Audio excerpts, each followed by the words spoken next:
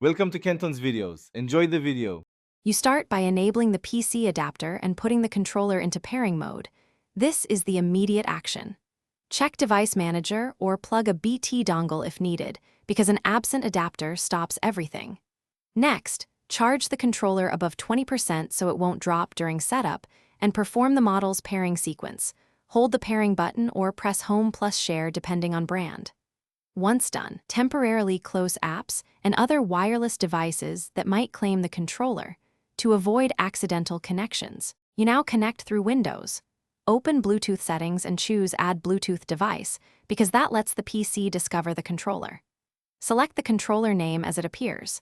If a PIN appears, try 0000 or accept the numeric prompt.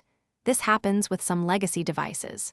If Windows shows the controller but games don't, install the official Xbox driver or DS for Windows and enable Steam input if you use Steam. Those tools translate controller input, so games recognize buttons and analog sticks. You finish by validating and calibrating the controller so gameplay is smooth.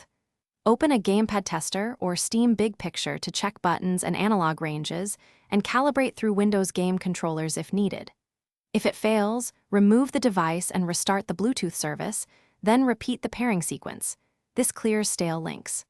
Finally, if you see lag or drops, update the adapter driver, move closer to the PC, or change the dongle's USB port or channel to reduce interference. That usually fixes it. Thanks for watching. Consider subscribing if we helped you.